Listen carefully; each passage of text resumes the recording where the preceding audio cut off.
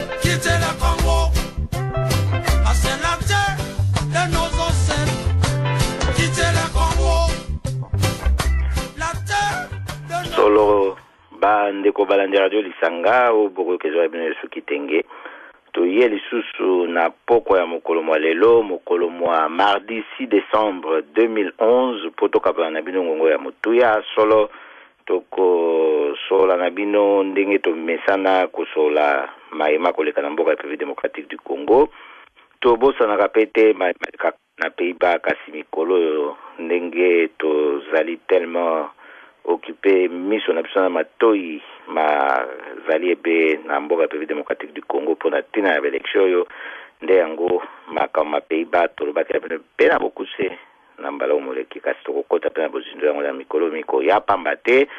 mbulu ekoya ya sika eza na makambo nango pe ekoya nango na mboka tofandi fondation lisanga point de soutien congolais ekoki kozangisa mosala nango te pona pe kotia bino à la page bino ba ofani na Pays-Bas na situation na Pays-Bas tokoyebisa bino na miko ya na bozindo pamba te tolobaki na bino ete na loi oyo etali makambo ya location sociale ekozala na changement monene mpona kotala ba revenu familial eza mpe na makambo misusu mpe miko yao tokoyebisa bino mboka ya République démocratique du Congo solo boyebi élection ndenge esalemaki vote ezalaki mokolo mwa 28 novembre moleki présidentielle députation mbala moko makambo maleki mingi tosilaki kotalisa bino fraude électorale ndenge esalemi kuna yango ezalaki likambo te oyo bato bazelaki mpona ngoi mulunda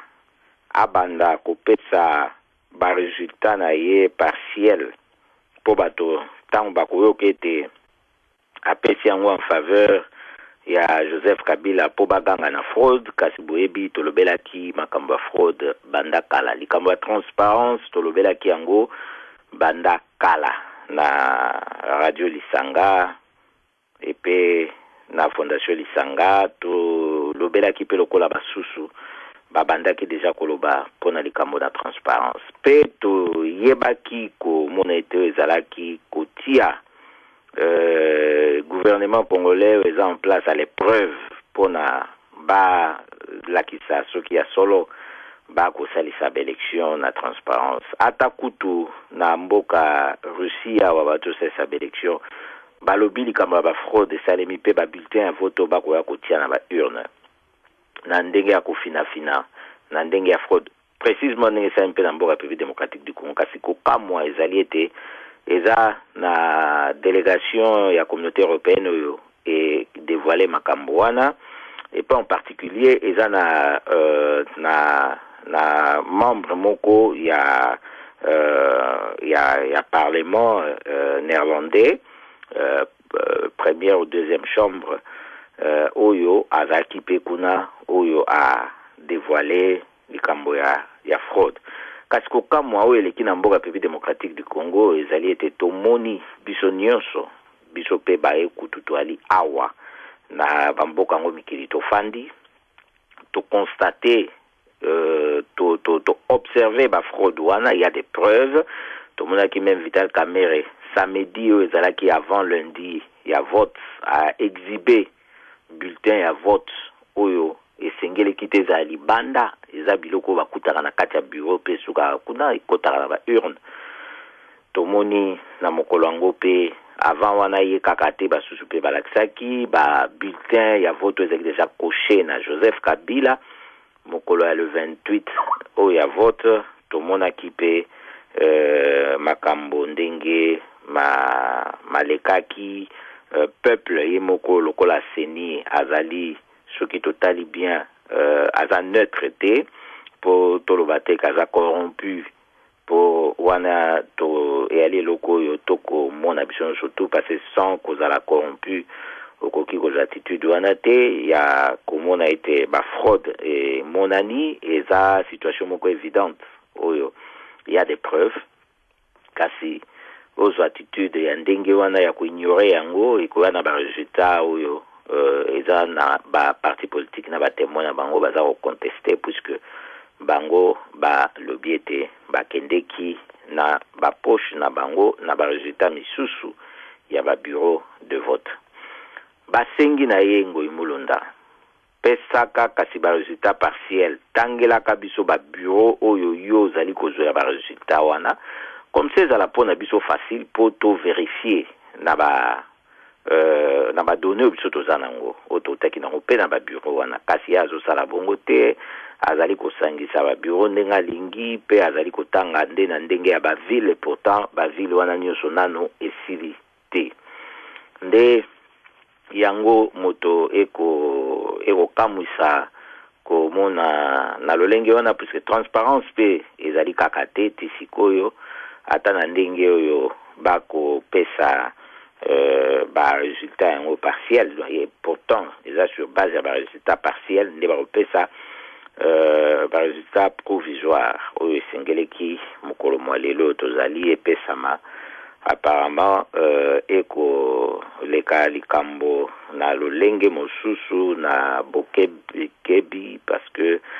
na ndenge akeba ekoleka kuna pamba te basili komona ete peuple aza na esengo soki moke te ya komona ete bakoyiba volonté na ye na ba urne po ba ignorer totalement likambo ya ba fraude oyo esalemaki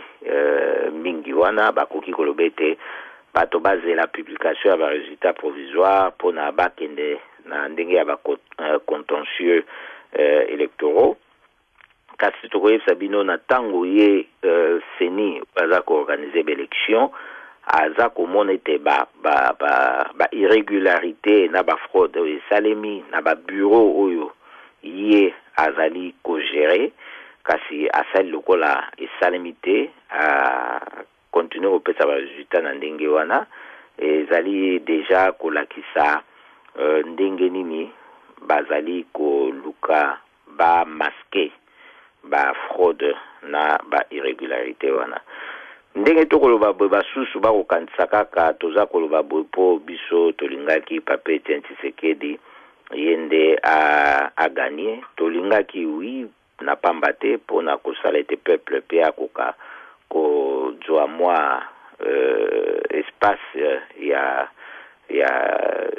ya kobénéficie na misala ya mboka po zipe kende ndenge mosusu même approche na politique échanger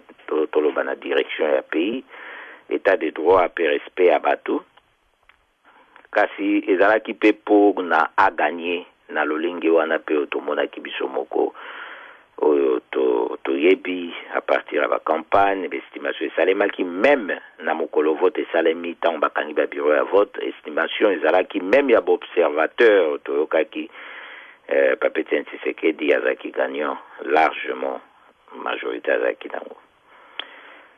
kasi eza kaka biso te bato oyo to soutenir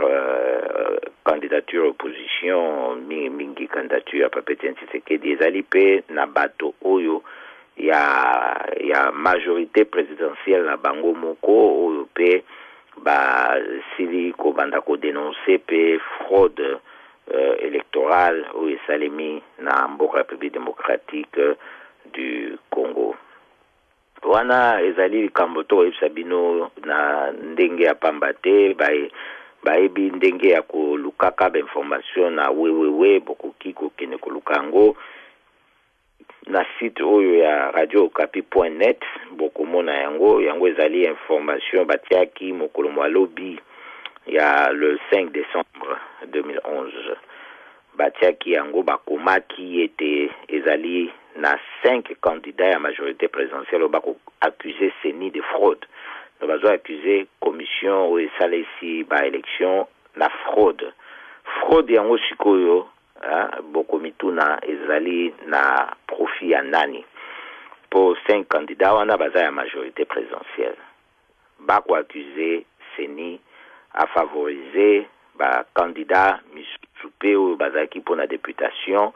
pour na bato ba voter pour na bango ezali na circonscription ya Ubundu yango eza na 125 km na sud ya Kisangani bango ba sepelite komona ete seni atiki bato pe bazaki na bango mipaya ba mileki nzela bakende ko donc sepelisaki bango te balobi ke bazali même na bakopi na maboko na bango oyo ba originaux oyo eza falsifié ba falsifié pona kovote par dérogation oyo na ndenge ekeseni na mobeko wana ezali pona kotalisa bino ete likambo ezali kamonene po balobi pe ke Joseph Tofendo Igati ye pe ba ko accuser ye bolimbisa ye ako accuser pe député moko ya famille politique kaka ya Joseph Kabila ke ayaki député yango moko wana ayaki na motuka na ye moko propre na bato pona ba voter par dérogation et pe wana bato nyonso salamaki na polele ndenge to esaki bino bayibi na miso makasi na polele ba kasi bango bazali bandoki po ndenge to ba miso makasi ndoki te kasi ya bango eza ya kindoki na miso makasi bo ba ekoyiba ba eko voter amemi bato na motuka na ye bato nyonso bakomona balobi ba agent ya seni bamoni epe police pe azaki wana kasi batungisaki bango ata mokete solo eza na makambo mingi ba témoignage ba preuve ezali oyo ya bato bango moko ba vivre makambo wana lokola na bwende kuna tosilaki koyoka na mboka Équateur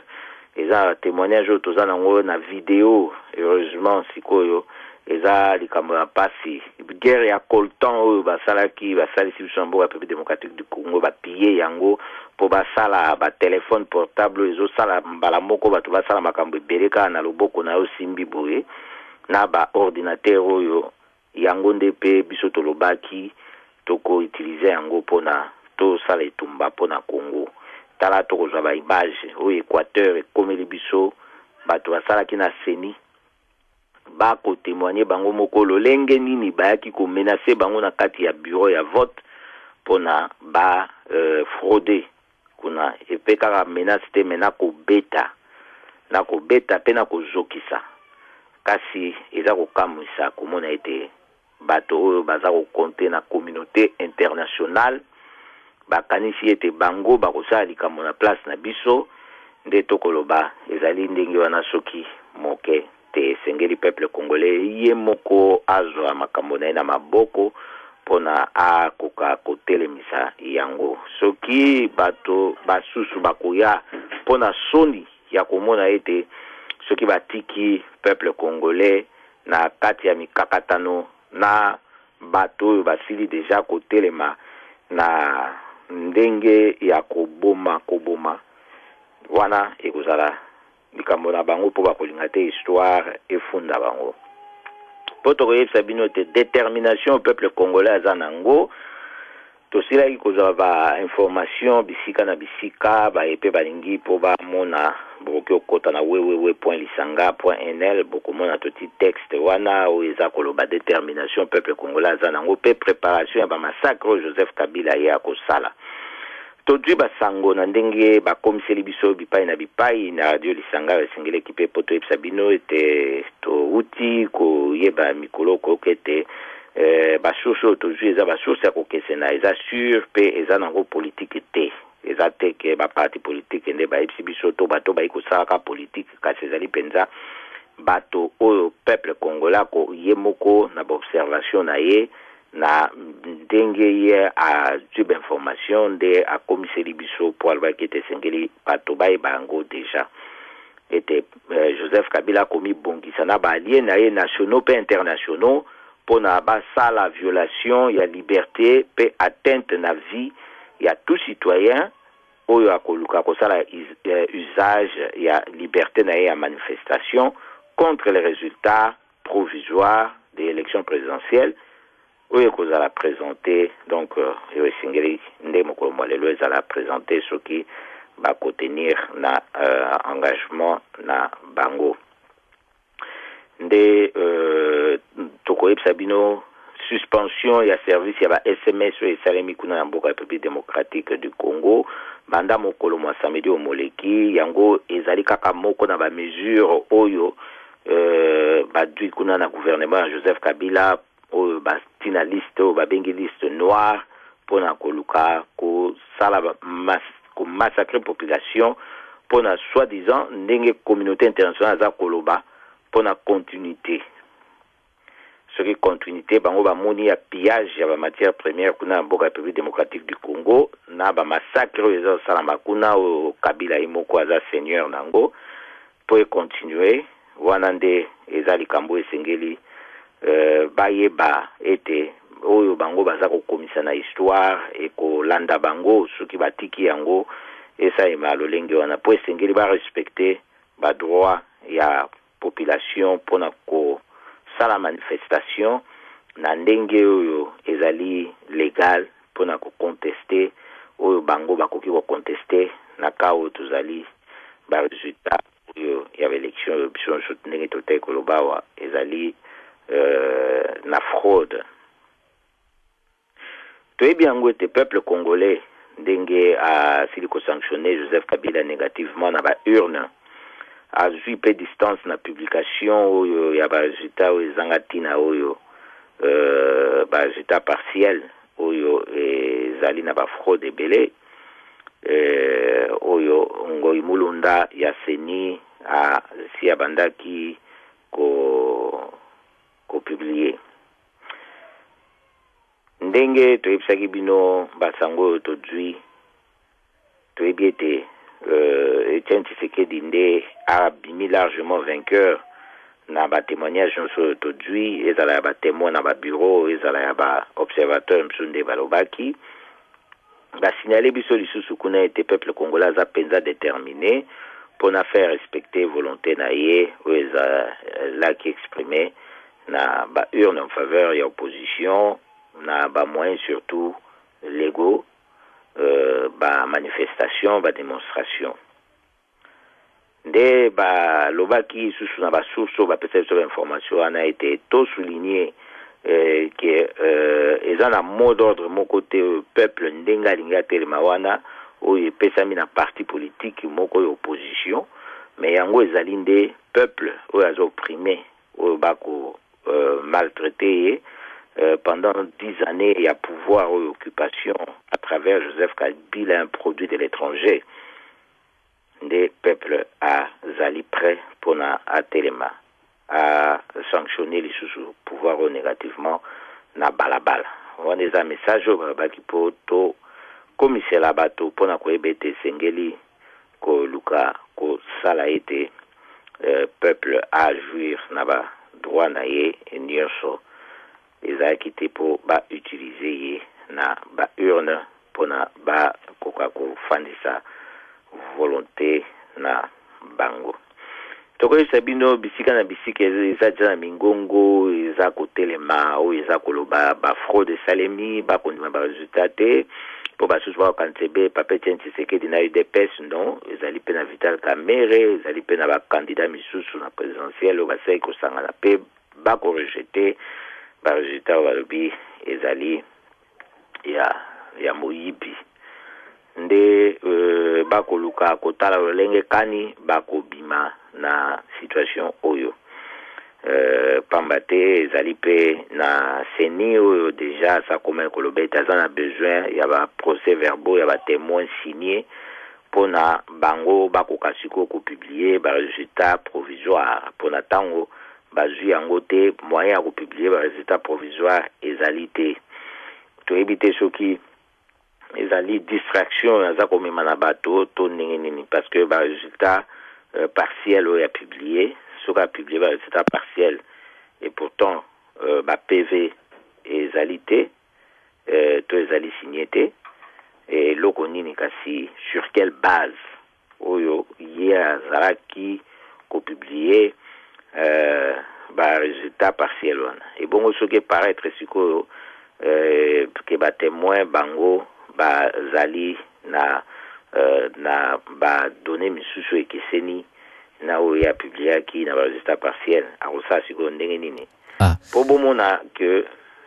salemi ba résultat ba publié c'est une précipitation ezali likambo ya kokamwisa soki bachifre yango bafandisi yango lolenge kani sur quelle base ezolakisa kaka ete mosala wana esalemaki ndenge tolobaki esengeleki kotia bango à l'épreuve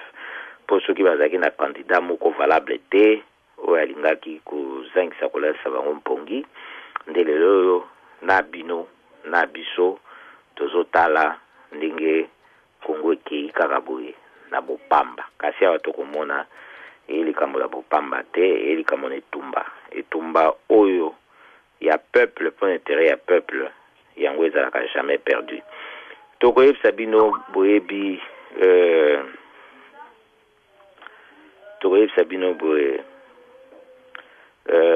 boyebi malamu ete avant indépendance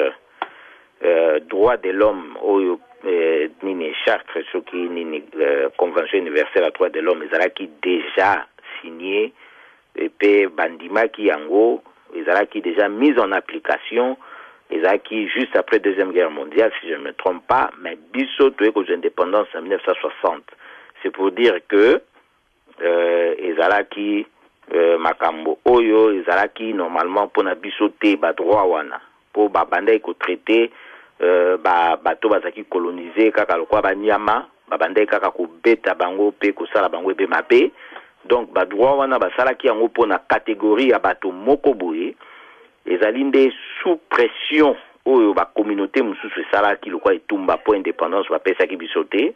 kobotolo tosalaki etumba po efale tozwango kaka na moma wana basusu bamikosaka na likambo ya préparation de cadre oyo ezali nango eloko moko ya ntina te nde tokoma lelo totanga 50 ans 51 ans ya indépendance po esali eloko te po tolali bapongi babomeli biso lumumba oyo esengeleki moto atia biso mpenza na nzela kasi molimo na ye eza kati na biso nde tokokoba be na bitumba oyo nde likambo tokoloba boyebi déjà lutte eza multiforme barésistant bacombattant bapatriote bacompatriote bao nyonso tu baibana ya nsomi ya République démocratique du Congo bosaki pe koyoka Honoré Ngbanda ye pe asa pesi ya message à lobby il faut kokita na bala pacifiquement kosala ete victoire ya peuple ba botola yango te na silipe koyoka ete tozali na ndeko mosusu na ligne ndeko Alexis mbote mingi na tikeli ope liloba solo liloba zomboka yo. Oui, merci beaucoup, Monsieur Yesu. Na pesi mbote na bandeko nyonso bazo landa radio lisanga na moma oyo. Na landio na minute muke oyo na fungola ki radio na ngai na lingaki penza na ya kokoma na studio mais na moni penza place talaka kandenge tozo tambola mikolo tozo kende partout oyo pona kolobela mboka na biso yango moni na binono avant bobo kata na salata na mukuse na benga kaka na kotiata maloba ndengo zoloba awa makambo ya résistance oui résistance il faut ezala penza intensifier lutte eza multiforme kaka ndengo uti koloba ngo awa donc eza devoir ya congolais nyonso place azali oyo akoki kosala mwa eloko moko asala yango mutu wa négliger te ke no acte na ngai nga na yebani te na kosala te mutu na mutu il faut sala eloko moko eko apporter quelque chose na mboka na biso yango na zoloba boy na lutte multiforme zoloba sikoyo par rapport ya ndenge kanambe kabila komi ko se comporter na Congo wana to yebisi abanda déjà ko préparer passation de pouvoir en douceur puisque ndenge to komi ko zwa déjà ba ambassade de Libanda boye etikali siko na Congo to banda ko zwa pe commune par commune ba maison communale ko banda ko tomber moko na moko ti ako se retrouver atikali ye moko na Gombe na ngalie mawana akozala na moyen akokoma na aéroport ya Njilite ata ya Ndolo place akende ku a forsaki bato maboma wana balingi baboma pe président Etienne Tshisekedi akokoma ata na Ndolo wana te donc awa na ye kaka pona loba na bandeko nyonso oyo akozala na temps lobby d'ailleurs pour na Congo tokoki jamais kozanga temps pour na kokoma nanu na denar central kuna kokoma na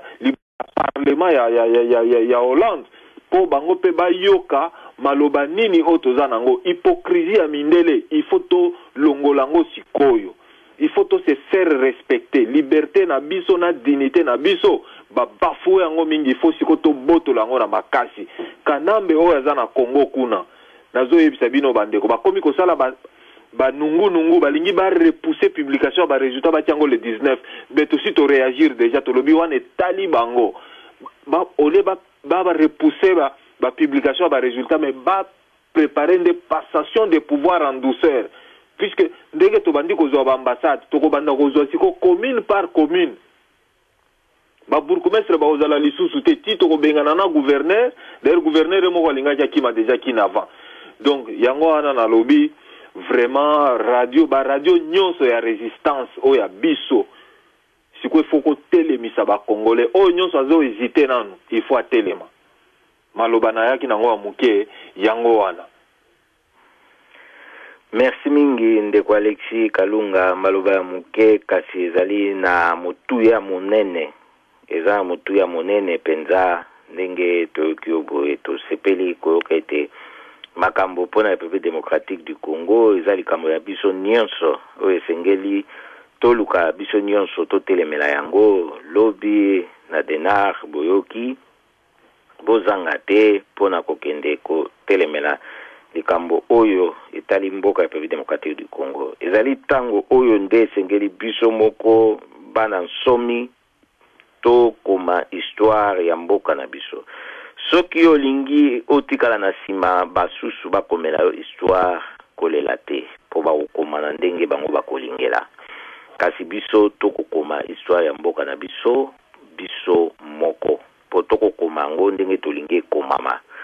wana eza likambo tokoyebisa bino po boyebeta ata na bamboko ya mindele oyo tozali ntango basalaka baguerre na bango babengaka guerre mondiale kasi ezalaki ebe mpo na bango moko awa bakotisaka mpe bato mosusu ya mosika mpo baya kotia bango maboko ezali na bao batelemaki baresistaki babundaki mpe bitumba mpo na baguerre wana esila na bamboka na bango mpo ezalaki na ntina moko te ezalaki ebe na intere ya mwa groupe moke ya bato bayaki na bokonzi kasi bao bakweyaka mpe na bitumba wana oyo bazalaki mpo na peuple babandaki ko reconnaître bango te lokola ba héros babandaki ko honorer bango te esali bambula ebele soki na koloba ebele eza penza ebele po misusu penza esengeleki meme ba 50 ans ebeta po babanda sikoyo ko reconnaître bato yango wana moko basikutu mpe bakufa eza kutu bakoko nde bayi kozwa bamedaille yango wana po biso bana ba Congo tokanisaka ete esengeli ebe na immédiat nde bandima yo balobete ozali boye bomoni Armand Tungulu bato balobaki abambaki libanga kasi bakotanga ye meme na bamedia awa ya mikili tozali batangi Shebea batangi Armand Tungulu po toyebisaki bino ete ye geste ya salaki ezalaki geste moko monene oyo esengeli toyeba ete tokoloba pona intérêt ya mutu moko te Joseph Kabila po bakobianga ebongo pona ye azali na makambo ya mabe nyonso biso moto yebi moto akokokaka meme pa kote maliboso na peuple congolais esika ya fandi na Kinshasa po akoka kosola na bango po totika bana mboka na mpasi oyo bazali nango asali 10 ans ya pouvoir babandi kotangela 11 ans sikoyo